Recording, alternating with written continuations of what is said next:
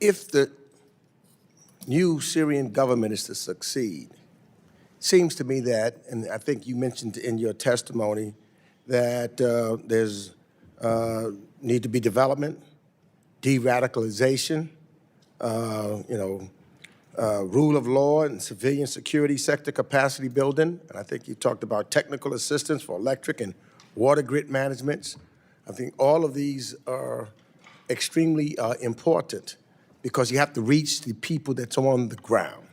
That makes a difference, and that, gives a feeling of a huge difference from the Assad administration in that regards. Now, for me, we had utilized USAID for a lot of those things and structures there. And you recently were on the ground, I believe, and met with a number of officials and organizations there. So, A, can you give us an assessment of the humanitarian conditions there? And B, could you tell us, what we could have done or what we might have been doing at the USAID with the tools that we have? And then how do we, without the tools now of USAID, how do we become successful?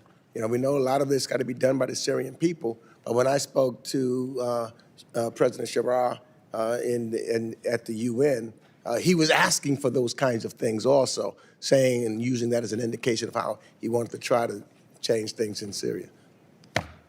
Thank you, Ranking Member Meeks. The humanitarian situation is pretty devastating.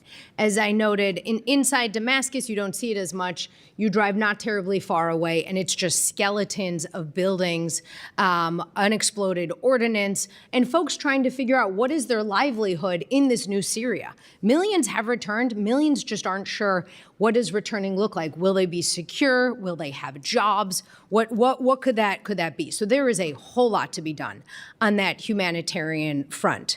Now, we used to have a whole lot of tools to help with this, as you note, Ranking Member Meeks. I think the Office of Transition Initiatives in USAID was a perfect case study. They did a lot to help fragile states who are undergoing transitions. And to be clear, this is not just altruistic, of course, right? It is in our interest for a country like Syria to be secure and to be stable, so it doesn't export its problems the way that we have seen with Syria in particular over the years. And that doesn't exist anymore because of decisions made by this administration. So going forward, there's a couple of things we can do. One, we can work with the State Department to see what stabilization resources they have maintained and the extent to which they are prioritizing Syria. Given how crucial the Middle East is to U.S. national security interests, we'd think this would probably want to be high on their priority list.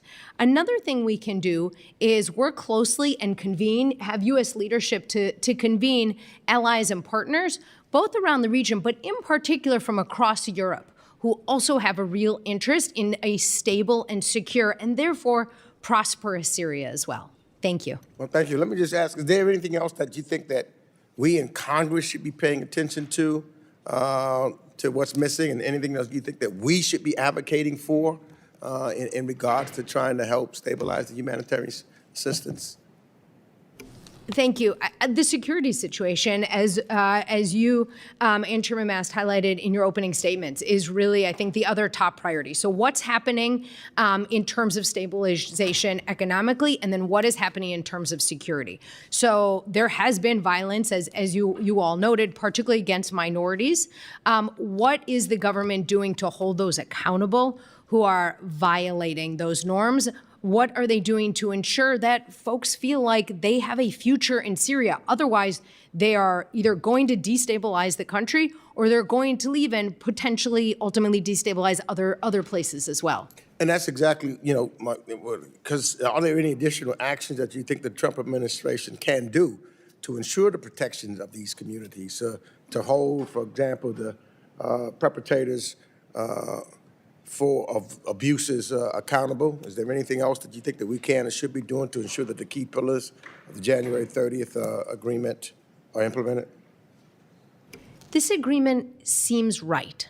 The question is less the words on the paper and more what are the actions that are taken? What is the reality?